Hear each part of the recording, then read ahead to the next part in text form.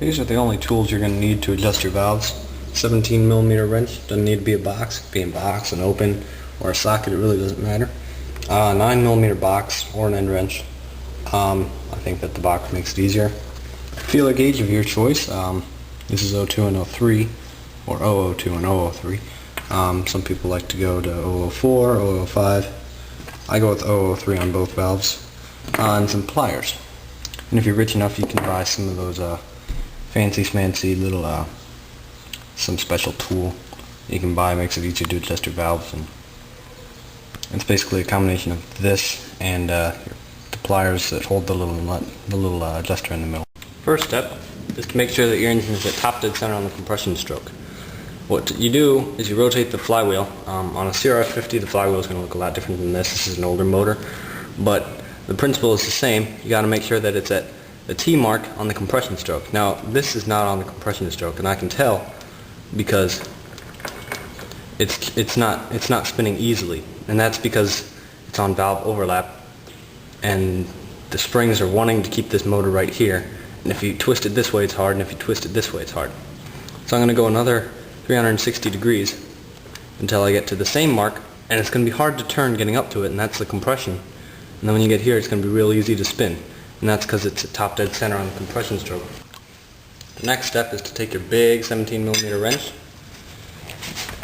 pull out and unscrew this tappet cover. Don't lose this little O-ring in here. And you don't need to replace it, so just keep it clean. Next step is to loosen the lock nut. Take your little 9mm and loosen that up. Okay. And then loosen this little adjuster bolt here until you got way too much free play in there. And then take your feeler gauge, and I like to just wipe it off with my finger and just to make sure that it's clean. I don't get any dust in my motor.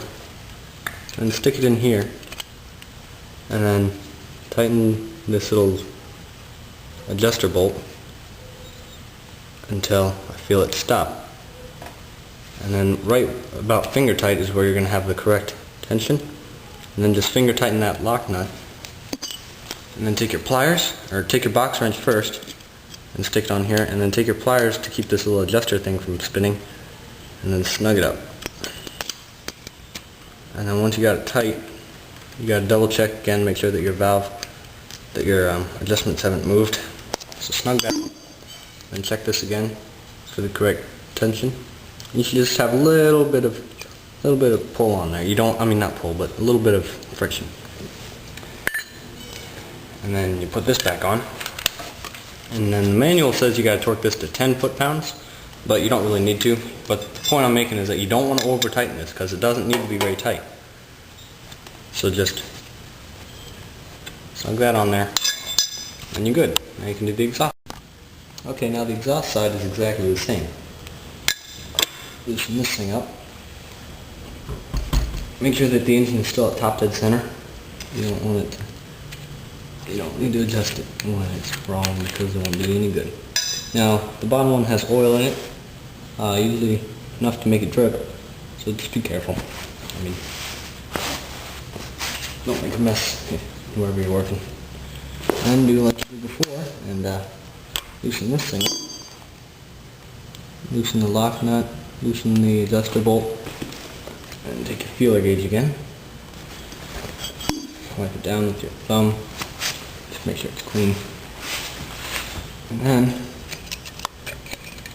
get in here and tighten this thing down until it's finger tight, and then that should be just about the right tension on this feeler gauge, which it is.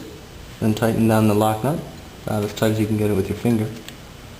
Alright, and now get your box wrench again and your pliers just to hold this lock nut or this adjuster bolt, and then tighten the lock nut, and then check again with the feeler gauge for the right tension, and it is.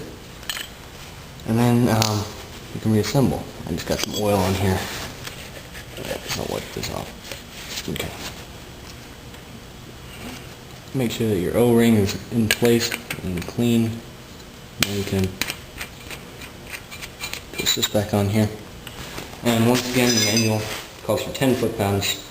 Don't need to torque it, but you don't need to over-tighten it.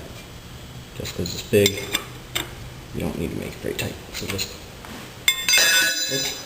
snug that up and you're all set. Now you can put your ignition cover back on. I didn't include that in the tutorial, but you need to put this back on also. Forgot to say to take it off in the beginning, but you do need to take it off in order to make sure you're at top dead center. So, hopefully you watched this video before you actually did it. That way you understand it all. Once you got everything cleaned up and put back together, you can